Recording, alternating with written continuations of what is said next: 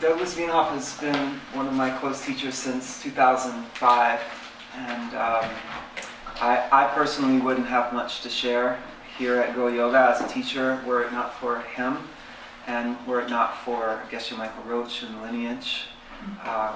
It's a very high honor to have you here. Thank you for coming. We're very lucky. He's going to be teaching tonight on the purification of the subtle body. He knows this subject inside and out. I didn't say that joke. It's a bad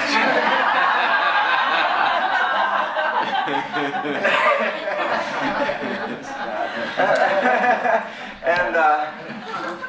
And he's a master of the subject. So big ears, take good notes.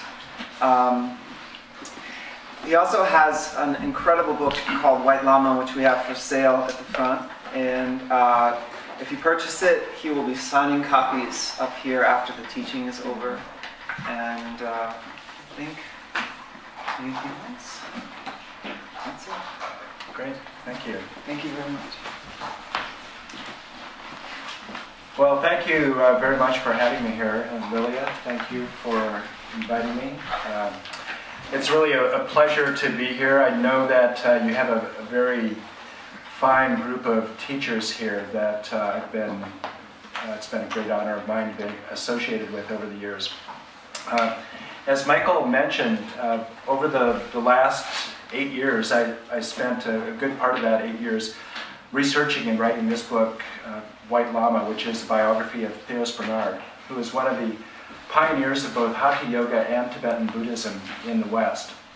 And it's interesting now to me to just be able to sit in a class like this and talk about these high holy teachings and the incredible details of these authentic traditions, and be here in the middle of Brooklyn, or even to be, if it was in the case for me for a period of 10 years, to even be able to do that in the southeast corner of Arizona. It was still an easy thing to do.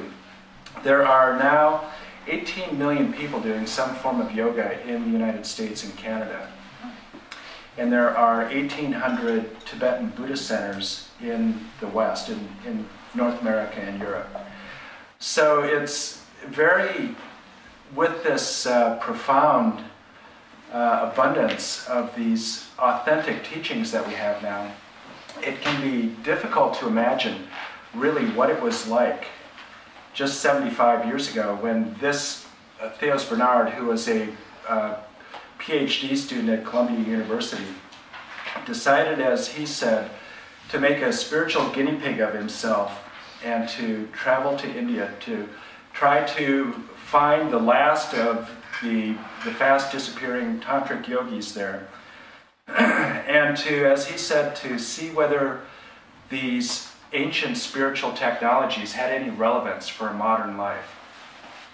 And the twists and turns of his adventure were a remarkable thing to fill my life with for 7 years. And it makes me realize, I'll just fill you in a little bit on what he had to do. First of all, he had to take a steamship across the Pacific for 6 weeks, land at the Hooghly Piers in Calcutta, then travel north to Kalimpong, after undertaking a trip around all of India and learning that of the probably 100 or so surviving Tantric yogis in all of India, that he couldn't find a single one really that was capable of teaching him both the theory and the practice. And so what the teachers that he did find there told him that if he really wanted to learn Tantra, the thing that he had to do was to go north to Tibet. And the problem with that, of course, was that since 1792, Tibet has sealed off its borders and no Westerners whatsoever, no foreigners, aside from Chinese, were allowed in whatsoever. But part of the drama of this story is how Theos Bernard was able to get an invitation from the highest civil and religious authorities in Tibet to visit there, then received highest tantric initiations from the highest Lama in Tibet, and then came back and opened one of the first yoga centers in New York and became a celebrity, and then disappeared without a trace on a return trip to India in 1947. But 1946, he disappeared in 1947. And interestingly, he disappeared while returning from a remote monastery in the Spiti Valley, which is near Ladakh, in extreme northern India, in the Himalayan area of India. And he was bringing back with him some classic, he was doing research and bringing back classic texts on the Wheel of Life. And he was using these, and he had already, since he opened his first yoga studio and what he called the American Institute of Yoga, he already in 1937 was beginning to combine Tibetan Buddhism and Hatha Yoga, and combining in a single curriculum. And so he was already teaching the Wheel of Life to yoga students, and demanding a very high standard of asana practice, while teaching both essentially some Hatha Yoga Pradipika, Tantra, and Wheel of Life. And later then, in 1947, he was the first Westerner ever to get a full transmission of the Lam Rim and he spent 30 days getting a loan from the incarnate master, the abbot of Drepung Monastery, which is one of the 3 great monasteries outside of Lhasa. And so he was the first to get this transmission, and the first then to write an account and outline of this. And after getting this transmission, he wrote to his father, who was also his primary teacher, that when he returned to the United States, the thing that he saw as the great future of yoga was to combine Hatha Yoga and Tibetan Buddhism, and especially Lam Rim, into a single coherent practice. And so it's interesting that he actually never returned from his trip to India or from Spiti. And it's actually only now in the last, you can say really since about 2004 or so, that this idea of really combining Tibetan Buddhism and the meditations of Tibetan Buddhism and Hatha Yoga into a single practice form has really been gaining speed. And so you can hear, I know you have teachers who have a keen interest in teaching that style and informing Hatha Yoga practice or your asana practice with the wisdom of Mahayana Buddhism. And this is, so why would you want to do that? Well, I guess the question then is, what is really the goal of your yoga practice? And so there are, of these 18 million people that are doing yoga of some form in North America now, the vast majority of them are doing it for motives of health, strength, beauty. But it is possible to use yoga to attain what the highest goal of this human life really is. Whatever you can conceive this highest potential of this human life is, yoga is a path to that. And so I would just like to read to you something that Theos Bernard said when he was actually asked this question by an interviewer.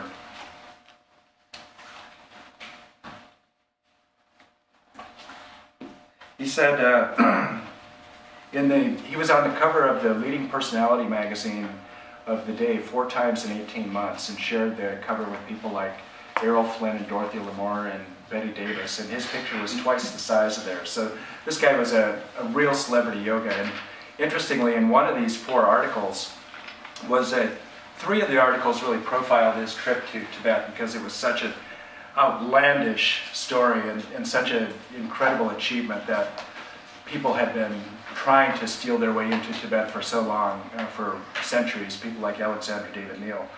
And so for somebody to actually come back with the story was huge news. But one of these 4 stories was devoted entirely to yoga. And in it, it was amazing that 6 million, principally housewives, were seeing diagrams of the subtle body for the first time. And these were things that if they had been in a Tibetan monastery, they would have had to study Tibetan Buddhism for 20 years or so to get a Geshe degree before they would have been exposed to that. So this was his degree of celebrity. And of course, at his yoga studio, which was at the Hotel Pierre on 5th Avenue, in one of the suites there, just across the street from Central Park, in gilded opulence, because that's what the clientele of yoga was in 1937, was the wealthy, the Vanderbilts and that crowd. But anyway, excuse me, Theos Bernard said that, quote, "The conception of yoga in the public mind is about 99% erroneous.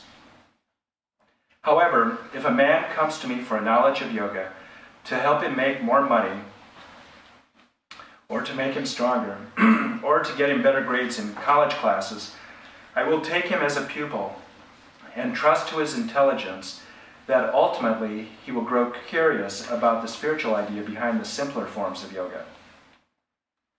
That spiritual idea," he said, "is expressed as a progressive path. The asanas are merely preparation. When the body is strengthened and the mind quieted, the student should move on to pranayama and use its practices of breath control to move prana to crucial points in the subtle nervous system.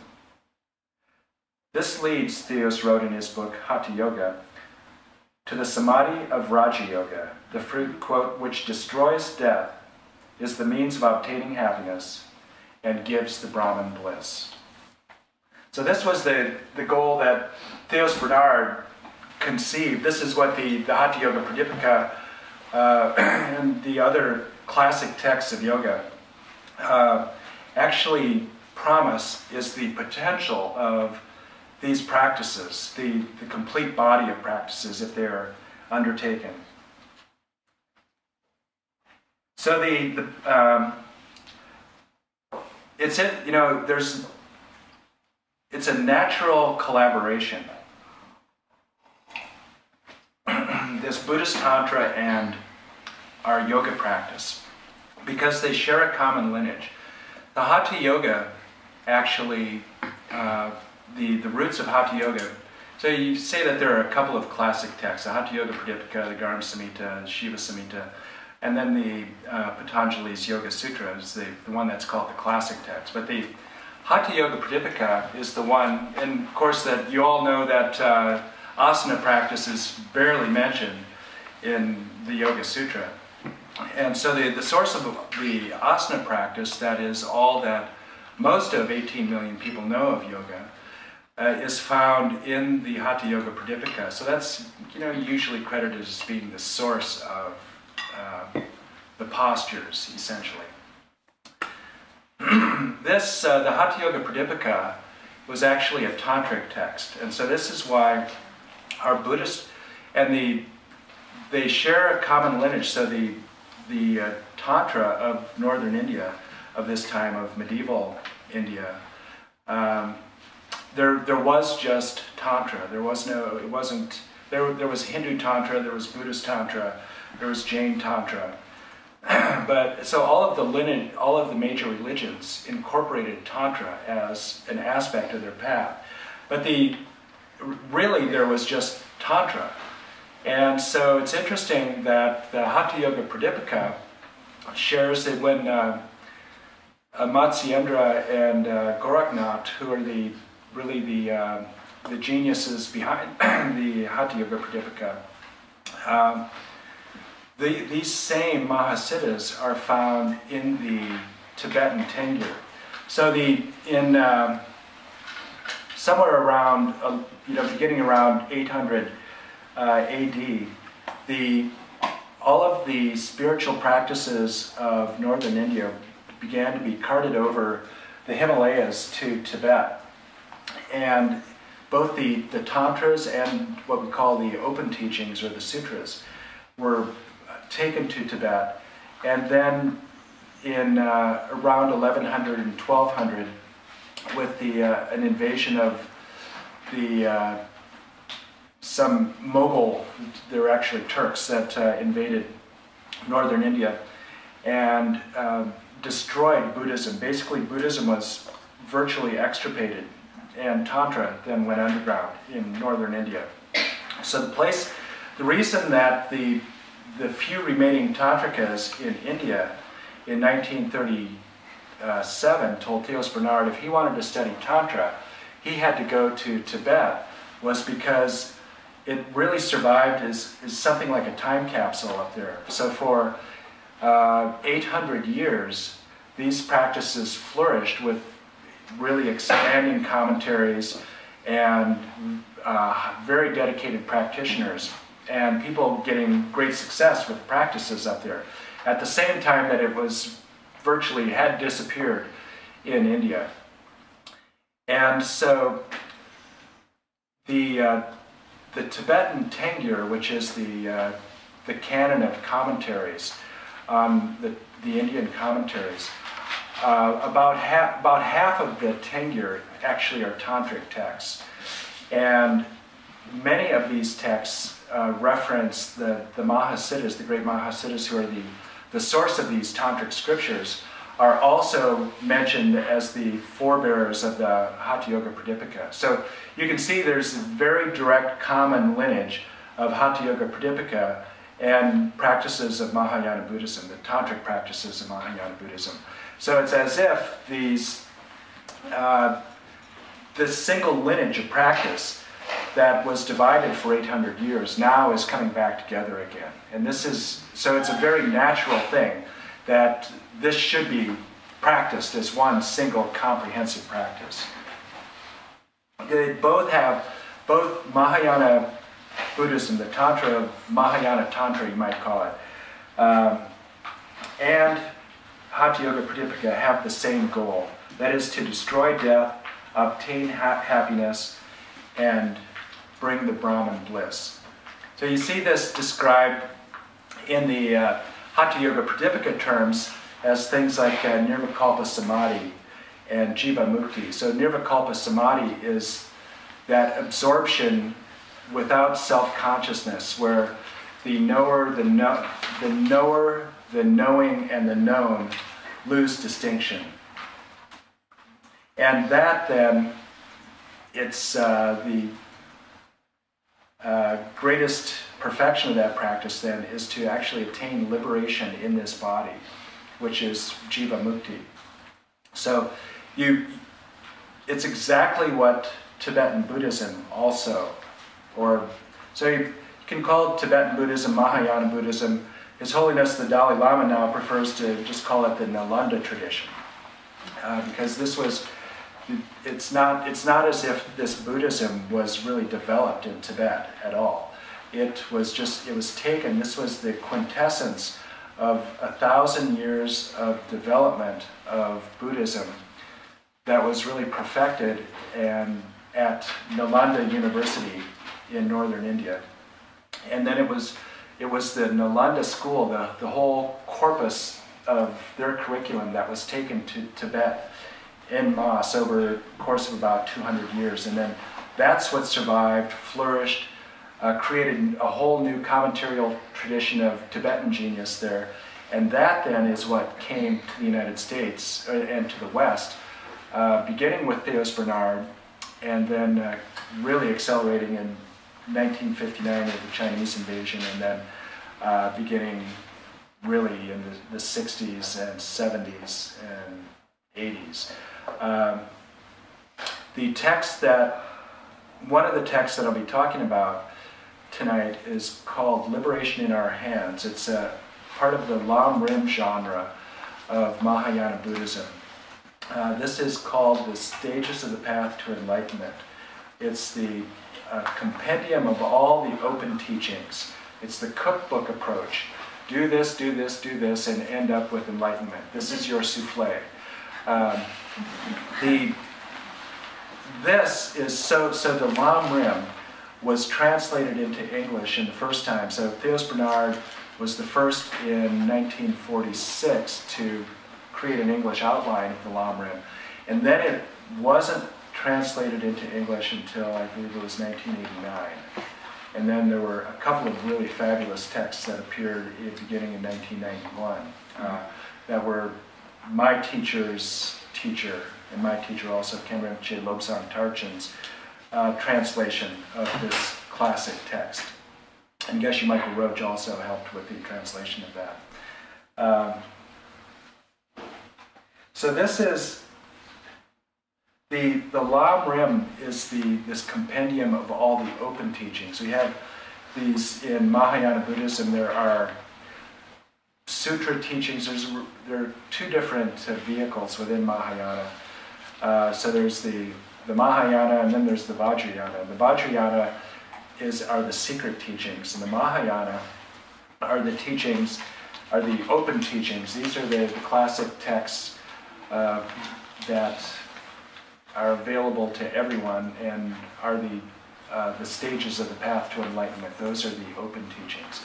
And then it's intended that after you undergo a long apprenticeship with a heart teacher, which in Tibet would typically be about 20 years or so, you would then be entitled to begin studying the Tantric teachings. So it was only in our tradition, actually in the Gelugpa tradition, it was only geshes, so that it'd be like getting a double doctorate in divinity at Harvard or something.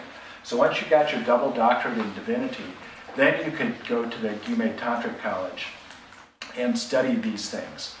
It's interesting that the Tibetan approach is that you first you first do the open teachings, and it would only be then after about 20 years of instruction that you would even be introduced to this whole concept of the subtle body that we're going to be talking about tonight, and to asana, in fact. So it's only geshes who even have a clue that asana practice is actually part of the Mahayana tradition. Now the Hatha Yoga Pradipika takes just the opposite approach. The Hatha Yoga Pradipika, as I said, is a tantric text, and so beginning in about the 9th and 10th centuries, there was already a great concern that Tantra, it's really difficult to say when Tantra started, when the first Tantras. Mahayana Buddhists say typically that it was around 200 or so AD, and that one of the earliest Tantras was the Guhya Samaja Tantra, and with Arya Nagarjuna being one of its first commentators. So he was really the founder of all of Mahayana Buddhism, and this was, they say, around, from Buddhist approach, around 200 or so. But most modern scholars would say that it was probably around 500 or 600 or so AD that Tantra really began to show up. And so it began to be corrupted quite quickly in the first couple hundred years or so. And when you are reading contemporary histories now of yoga practice, like David Gordon White's Sinister Yogis, you see chronicled there already how yoga practice was practiced as black magic, basically, during this period. And so Tantra, yoga, and black magic were all synonymous for several hundred years. And then beginning around by 900 or 1000, already there was a great need for reform. And so it was Matsyendra, Master Matsyendra, and his disciple Goraknath that decided that what they had to do was to really separate the practices that we know as the Hatha Yoga Pradipika from Tantric ritual, which had become just rife with magic practices, and especially black magic. And so this is what they did then, beginning in the like 9th and 10th centuries. They began to just extract this concept of the subtle body and pranayama practices, and then just present them as a whole separate body of practices. And they just eliminated then all of what had been corrupted tantric ritual.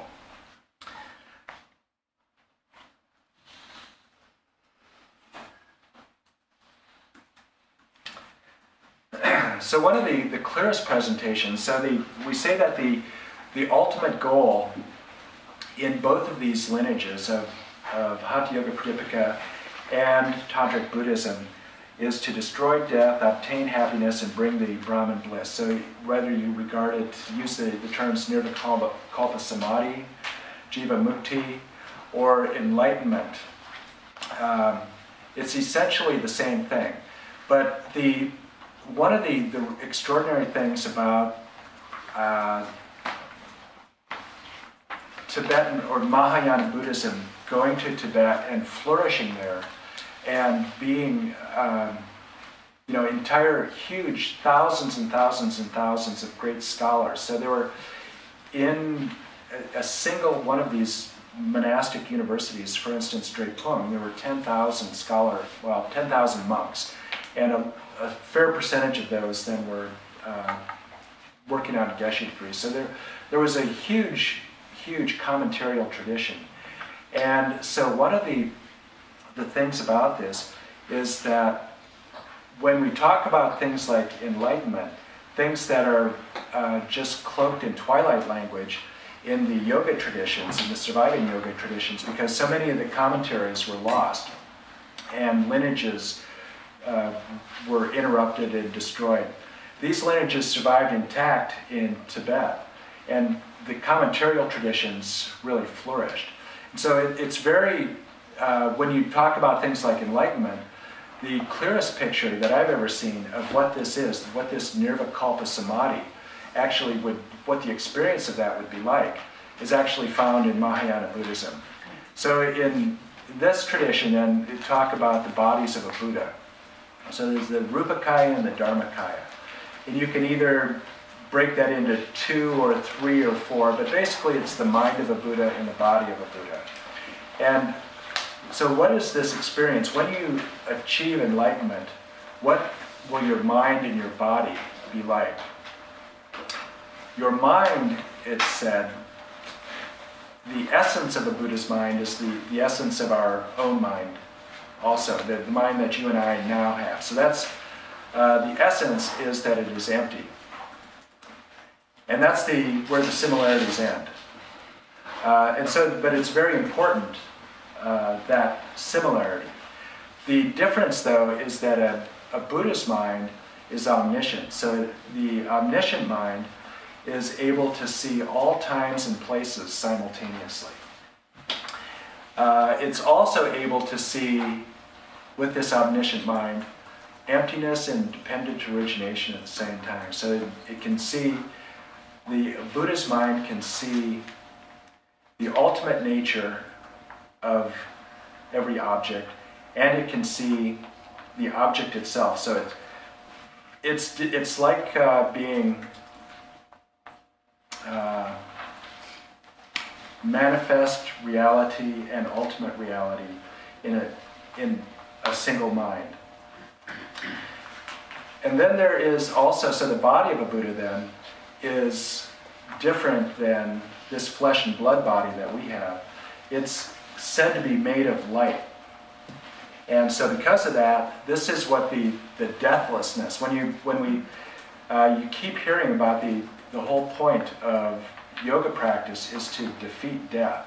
And this is what it means, that it's actually possible to, with the perfection of these yoga practices, to essentially eliminate this flesh and blood body, and to be forced to see it as a body made of light. So they say rainbow light. So this would be an ineffable body then that no longer dies. It's immortal, in a sense, in that it's not permanent, but it never dies again. And then another quality of this enlightened body is that it's able to emanate. So it then is able to travel to all beings everywhere in order to manifest to them a teacher to them. So for whoever has the karma for an enlightened being to appear, these Buddhas then have the capacity to emanate and across time and across space.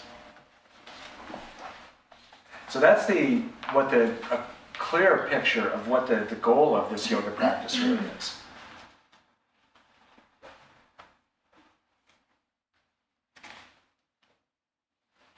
Now, is it possible to just use the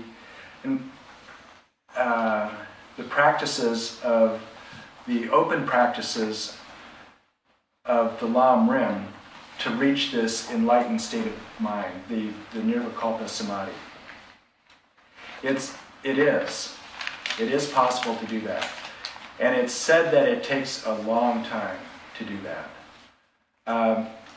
Why would you want to add a meditation practice to your asana practice? Well, for my teacher, Geshe Michael Roach, the question was just the opposite. Why would you want to add an asana practice to your meditation practice? And really, the answer is the same, that it's faster to do them together.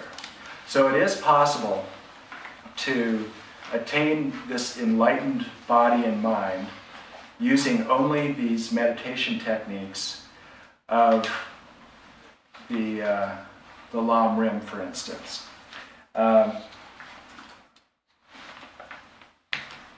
But it's a lot faster if you combine what we call the outer methods and the inner methods. So if you really want to achieve enlightenment, you need to use both what are the practices of that Master Patanjali, Master Swatmarama, who's the one.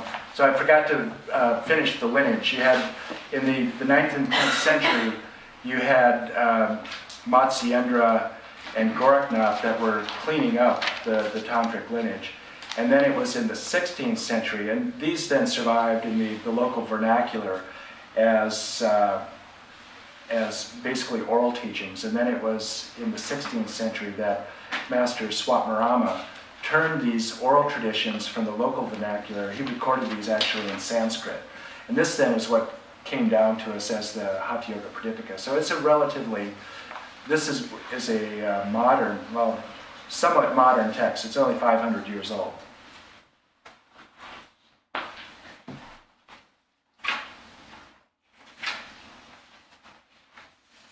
So Master Swatmarama says that in order to attain this sublime enlightened state, we need to practice Raja Yoga. So we have Hatha Yoga and Raja Yoga. He makes this distinction. Raja Yoga really is the training to reach deep states of meditation, and then with this single-pointed focus to perceive ultimate reality, to see emptiness directly. And this single-pointedness of focus, he says, can only happen when the body is well-trained. So in order to reach these sublime states of single-pointed focus, in order to train your mind, you have to first train your body. And what is the relationship of these two practices then, of Hatha Yoga and Raja Yoga? It's laid out right at the very beginning by Master Swatmarama. Chapter 1, verse 2. Yogi Swatmarama instructs the knowledge of Hatha Yoga only for Raja Yoga, the highest state of yoga. And then later, chapter 2, verse 76. There can be no perfection if Hatha Yoga is without Raja Yoga, or Raja Yoga without Hatha Yoga. Therefore, through practice of both, perfection is attained. So Hatha Yoga Pradipika means light on Hatha Yoga. But so he's talking, the title is Hatha Yoga, but he's really talking there about two types of yoga, Hatha Yoga and Raja Yoga.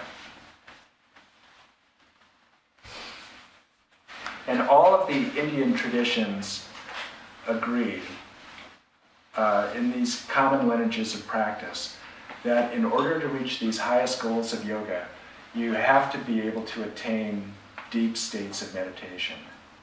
And that the realizations that accompany these yogic states, these yogic direct perceptions, happen in deep meditation. And so that's why it's absolutely necessary to develop the practices of Raja Yoga.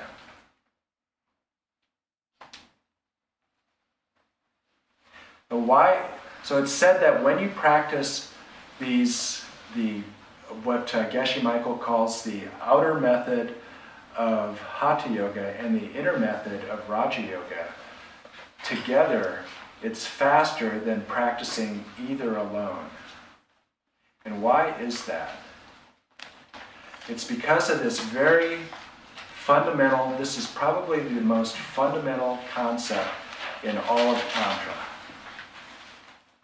And that is enunciated in chapter 2, verse 2 of Hatha Yoga Pradipika. When prana moves, chitta moves. When prana is without movement, chitta is without movement. By this steadiness of prana, the yogi attains steadiness and thus should restrain the vayu. In our Tantric tradition, this is commonly translated as the winds and thoughts ride in tandem. This is really the essence of all of Tantric practice, because this is why you can use the subtle body to attain high meditative states. And it's the inner winds then, or prana. So these are prana means lung or winds in Tibetan. So these inner winds and prana are really what connect the mind and the body in this system of practice. And because they're connected, when one moves, the other one moves. You can use them, when one moves, the other will follow. Which also means when one is still, the other is still. And so you can really still the mind by working from each direction. Or you can still the mind by working from both directions simultaneously. So these are the two paths, Hatha Yoga and Raja Yoga. So the Hatha Yoga approach, the outer method, says that if you control prana, if you control the flow of prana, you'll control your mind. And Master Swatmarama is just very direct in advocating this approach. He says that it's too difficult for most of us to try to attack the mind with the mind. He says that it's a lot more efficient to attack the mind by controlling the body. And so this is the whole approach of Hatha Yoga, is to control the flow of prana, and then the thoughts that ride in tandem with this prana will naturally be controlled as well.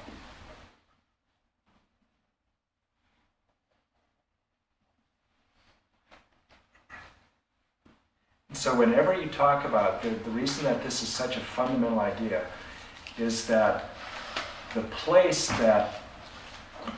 where this happens, where the winds and thoughts go in tandem, this is the subtle body. So this is really a distinctive concept in Tantra. Whenever you talk about the subtle body, you know that you're talking about Tantra.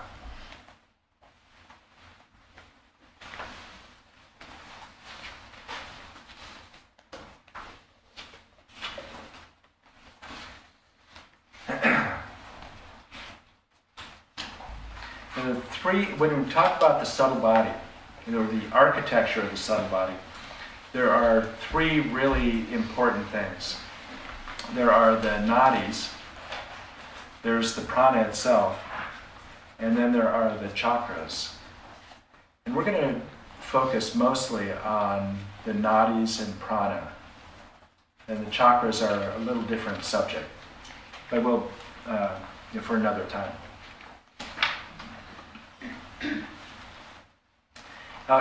If our perception becomes very finely tuned in meditation, and we begin to take this subtle body as the object of meditation, and you begin to have high yogic attainments, you begin to have images of this subtle body, according to the Tantric traditions.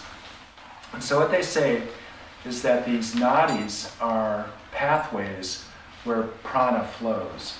And it's said that there are 72,000 of these nadis in the subtle body. And that these 72,000 nadis then distribute energy and consciousness really throughout the body.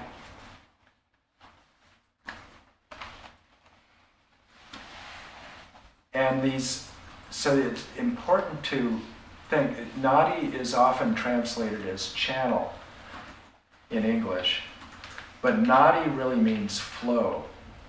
And so it's the flow of prana. So this is the nadis really are pathways where prana flows. And so you shouldn't think of them as solid like channels. They are not the wire, so it's not like a nervous system. We sometimes see it called the subtle nervous system, but it's not something quite so palpable as even a nerve. And it's not like the wire that are running through the walls and the ceiling here, but it's more like the flow of electrons within the wire. So that's its nadis are defined by where prana is flowing. And then of these 72,000 nadis, there are three that are really important. And if you just focus on these three, that's really all you need to do for your practice.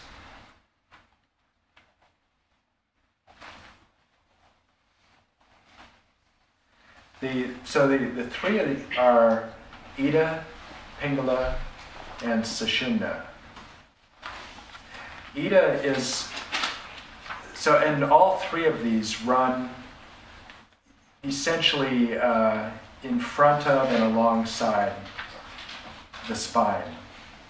Sometimes you see that the central channel is located inside the spine in some traditions, but in the Tantra, the Mahayana Tantra tradition, the Sushumna is located in front of this, just in front of the spine, and then the two side channels are located just directly alongside those, alongside the central channel.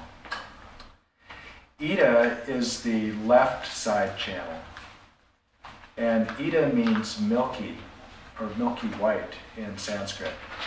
And so it takes its name really from its appearance as it appears not when the body is dissected, because when the body is dissected, the prana would already have left the body, and so you wouldn't even find this because there's no flow of prana when the body dies or after the body has died. So this is why you won't find a the nadis in this system of 72,000 nadis. You're not going to find this like a circulatory system when you do a what do you call it? A dissection, autopsy. Yeah. So when you find looking for the cause of death, you won't find it that the left and right channels were inflated and strangled Sushumna, because it's as if more like the light beam has been turned off, and so you don't see, like you can see Picasso making a painting in the dark with his flashlight. But it's as if the light beam has been turned off, and so there is no pathway of this light. So Ida is the left side channel. It's milky white. And it's opaque also. So the central channel is translucent, and these two side channels are opaque. So it's a milky white, opaque color. And this is said to carry feminine, lunar energy.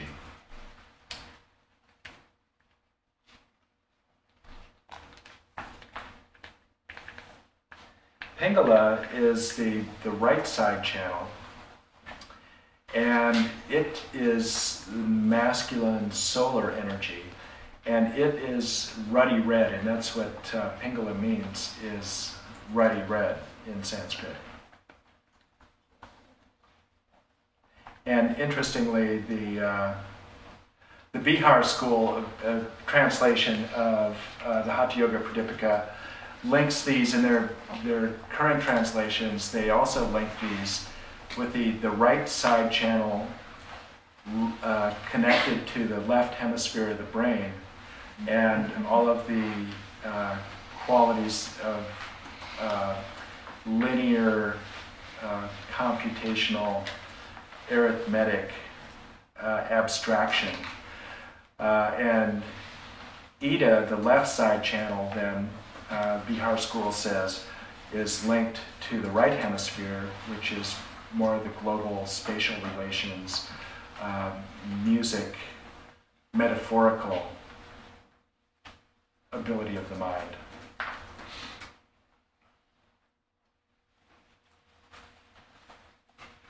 The word Hatha is, so Ha is sun and Ta is moon, and Hatha Yoga, then if yoga oftentimes is translated to join or to yoke.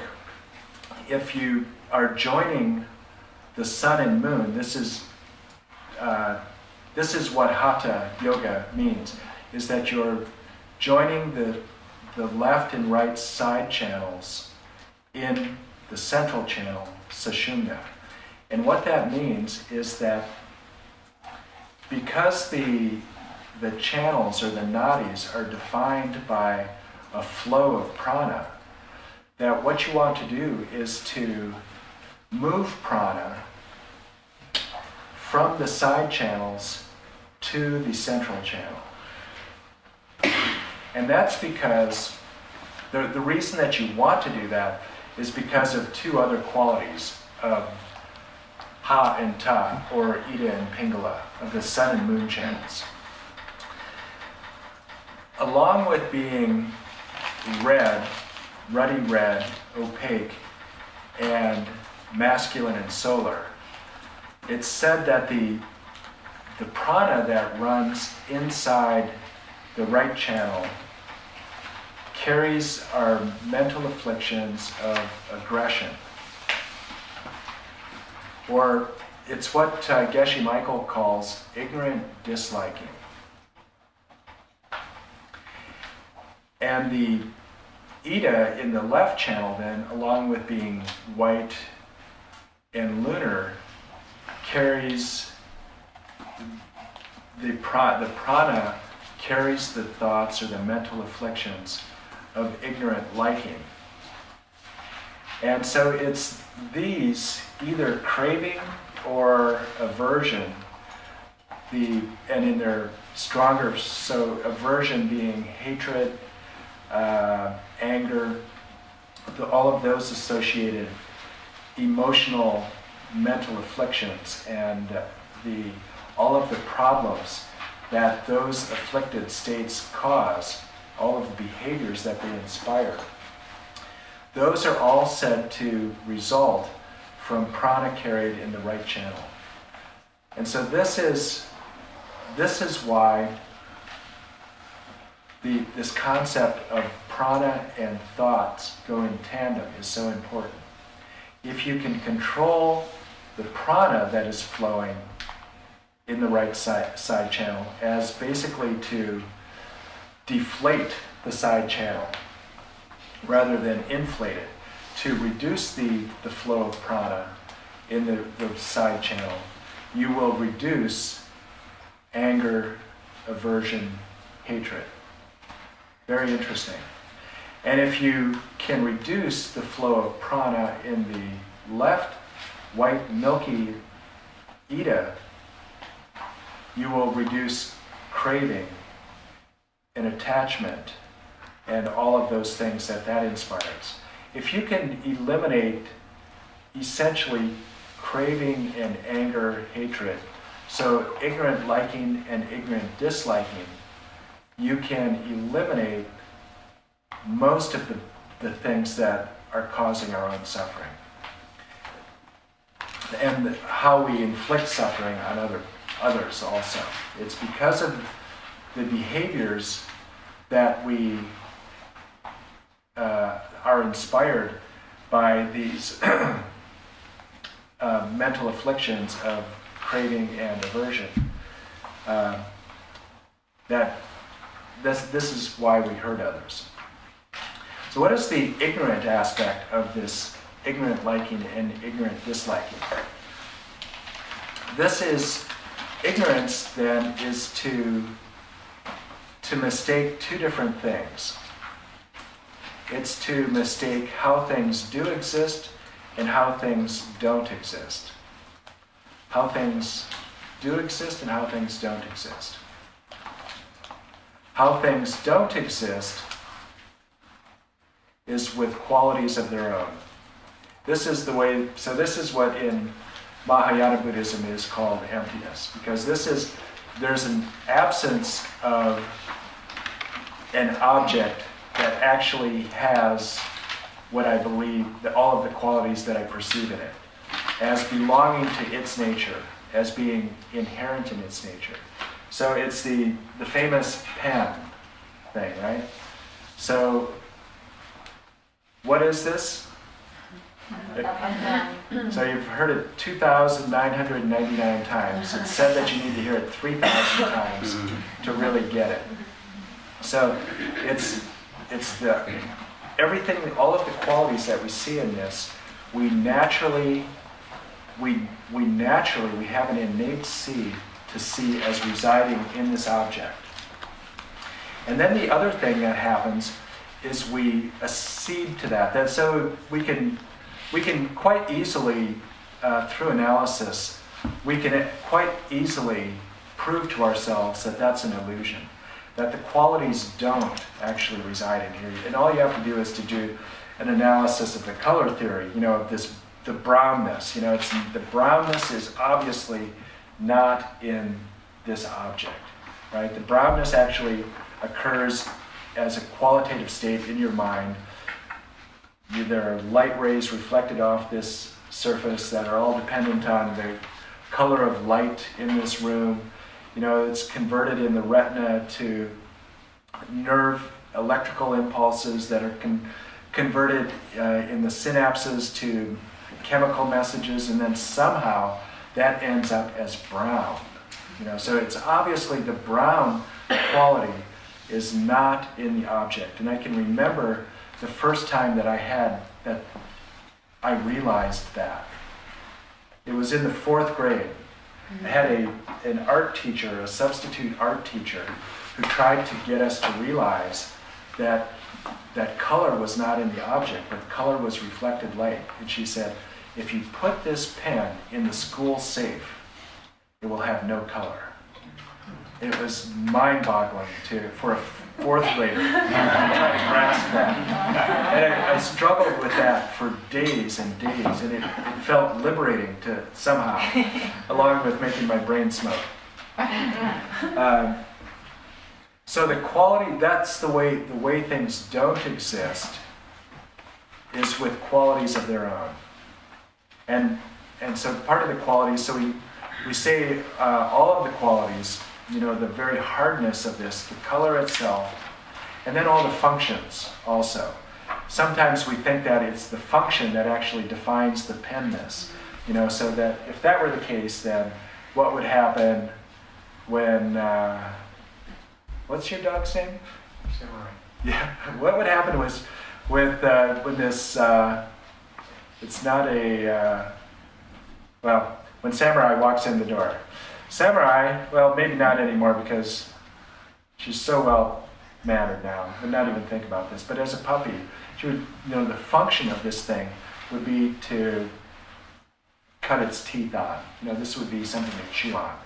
And for somebody who had never seen a pen before, they would never understand that this was somehow used to communicate written language with. So there's something in the function itself is not in the object. So it's something, all of these things, and this is something that when we just stop to analyze, we can easily come to this conclusion that all of the qualities, the functions that we see in all of the objects that we perceive, all of the people that we perceive, are somehow coming from me, so they're going that way rather than this way. They're not coming from the world to me.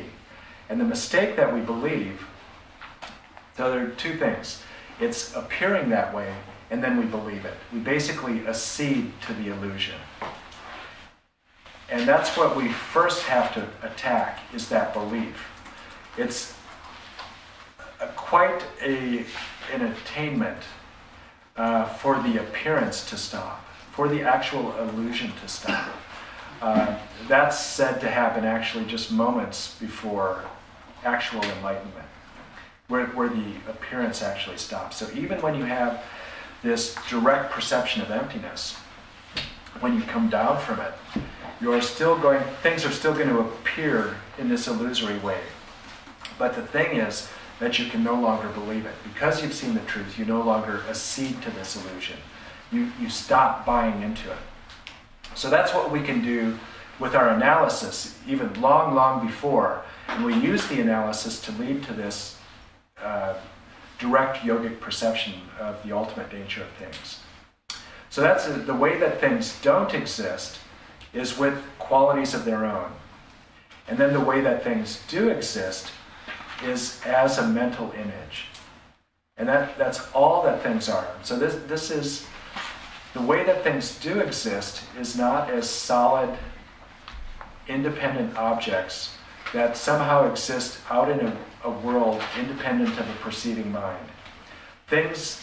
Objects actually can a lot more accurately be described as events or experience or relationships rather than as things.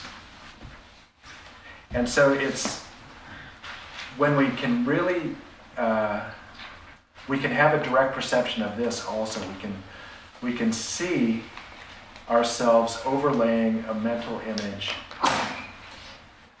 onto objects. And that's what we want to do with our meditation also, is to watch ourselves, slow our mind down, so that we can actually watch ourselves overlaying the mental image on all of these objects. And this is especially important in our personal relationships, because this is where so much of our trauma happens, that we inflict on others and that we feel inflicted upon by others. Because we see this person as having these angry qualities, as having these beautiful qualities from their own side. We either crave the qualities that are in this person, and so we'll do anything to get those, and we feel we can possess the qualities by possessing the person. Or we want to get rid of this person, or we want to get rid of the irritation or the anger or the trauma that we feel they are inflicting on us by doing something to hurt this person so that to drive them away from us. So if we can just understand that all of these things are mental images, the way that things do exist, if we can understand that the way things do exist is only as a mental image, then we try to figure out, well, why is it that this particular mental image is being forced upon me rather than some other mental image? And that's a discussion for another time. But it's really, really, really important to understand this cause and effect relationship. Why is a particular mental image being forced upon me in this particular moment? These are called karmic correlations. Do this, and this is the mental image that will result. You know, if you're virtuous, plentiful, by definition, pleasant mental images will be forced upon you. And if you do this other class of activities, basically when you're hurting other people, the result is that mental images of unpleasant things are going to be forced upon you. But that's, as I said, that's a complex discussion for another time. And in fact, I love talking about this stuff so much that if you want to hear more about that, come up to Omega Institute over Memorial Day weekend, and I'll be talking about that for over 4 days, so eight long classes. So it's something like 26 hours, where I'll just be talking about the marriage of karma and emptiness and purification practices. So this is something that you really need to delve into deeply. And this is the way, so what I've been describing here is a system of meditation, essentially. This is, when you study Lam Rim, this is what you study, is how things don't exist, how things do exist, and then why is any particular mental image forced upon me at a particular moment. This is really what Lam Rim is all about. This is Raja Yoga approach. This is the meditative approach. This is the approach of controlling your prana by controlling your thoughts. So the Mahayana approach says that the Hatha Yoga Pradipika, Master Swatmarama says, it's too difficult to control these afflicted emotions by attacking them with the mind. That analysis of the way things do exist and the way things don't exist is just too difficult. And so you do it by controlling, but you can control your mental afflictions by controlling the flow of prana.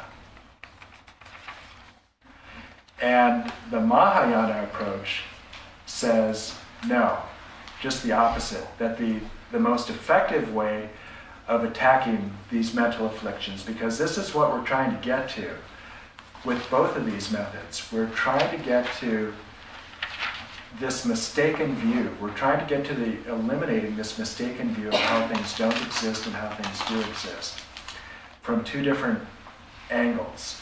And so the Lam Rim approach is to attack it from this meditative approach. You analyze how things don't exist, why they can't possibly exist with qualities of their own. And then what is the relationship of the way that I think and behave and what mental image is being forced upon me.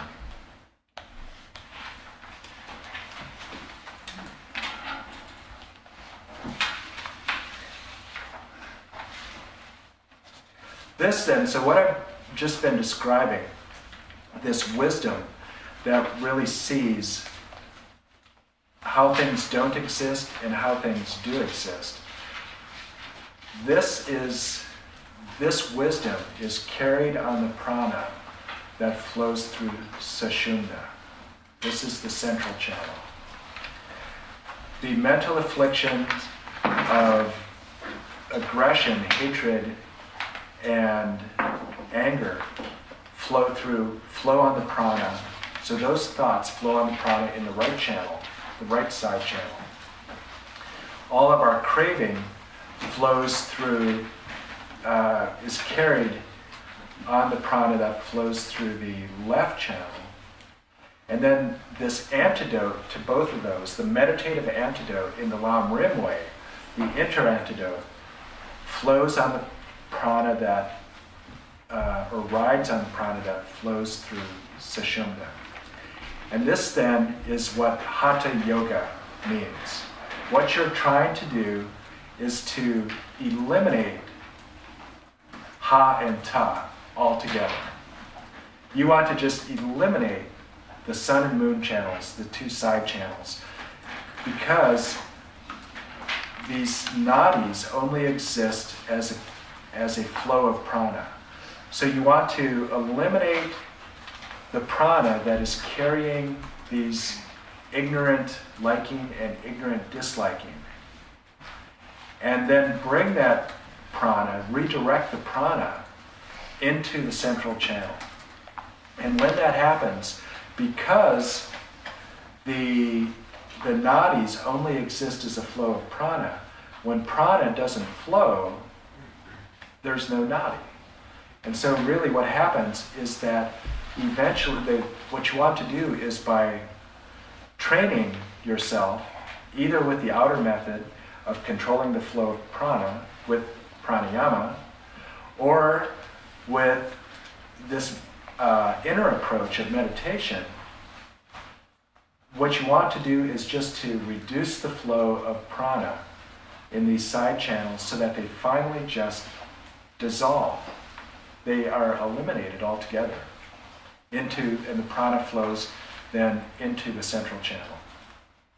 And then when the prana flows into the central channel, the progress of prana then, as your practice progresses, is that first the prana will enter, then you get it to stay, and then finally you get it to dissolve. And so when the prana dissolves at the heart chakra in the central channel, you then will have this direct yogic perception of emptiness. And that is one of the great milestones in your yogic career. This is what you are intending to do. This is the whole point of all of your yoga practice, is to lead you to this point, to get the winds to enter, stay, and dissolve in the central channel.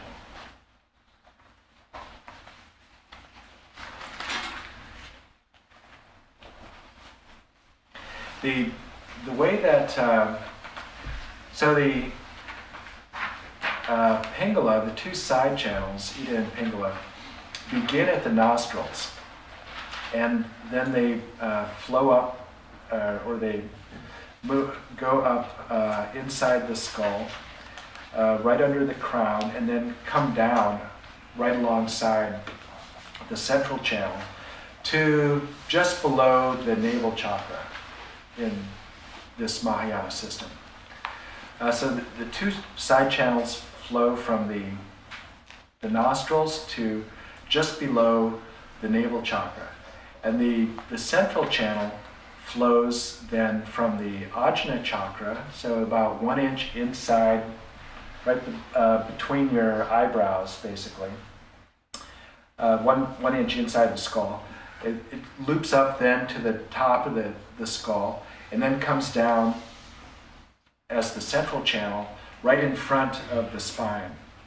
And it then, for our purposes right now, you can visualize whatever practice you're doing will have a little bit different system of visualization, because you're doing different things. But for what we're going to be doing right now, the central channel then just stops right at the navel chakra. So it's in the back. It's not, when we talk about the navel, we're talking about the navel chakra. It's not the navel, your belly button, but it's at that level, but in the back, right in front of your spine. And then these two side channels, when they come down just below the navel chakra, and then they loop back up, they form a U. They come down, form a U, and then they join the central channel. So this is how it's actually possible for the three channels are actually connected then at this place that's called the Triveni.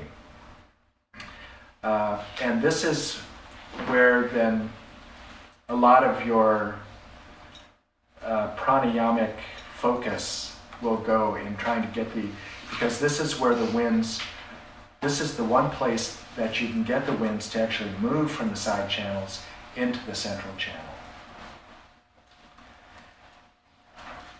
And the way then that the reason that it's not, that prana is not flowing into the central channel now is because of what happens along, we visualize the side channels as just coming directly from the nostrils up and alongside. In its most, when we're doing particular types of meditations. But the way that it's said to actually exist is that the side channels loop around the central channel at particular spots. And the spots where the side channels loop around and go down, these are actually the chakras.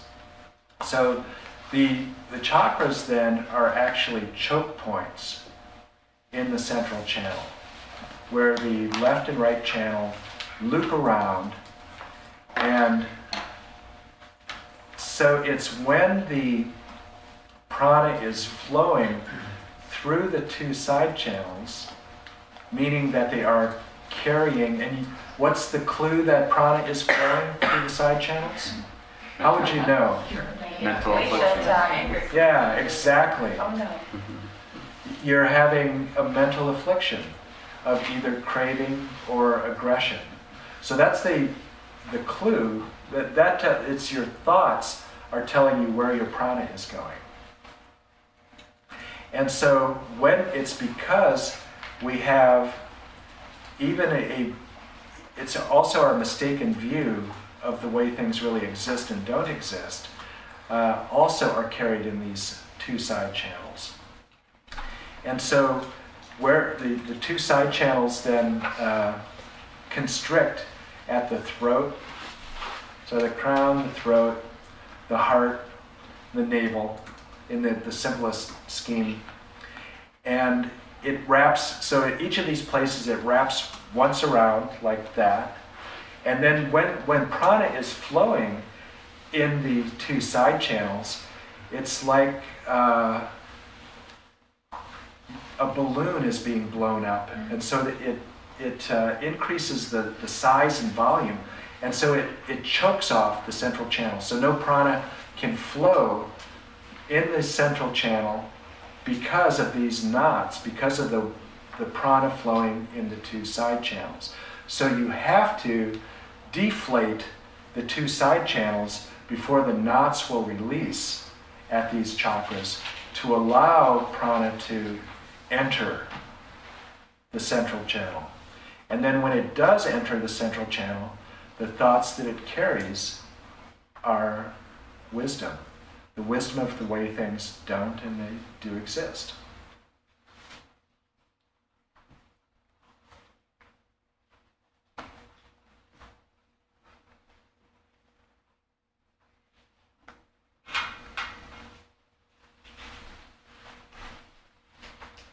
So you can say then that the reason that I'm having these kleshas, these mental afflictions, craving or aggression, is because my winds are in the wrong place.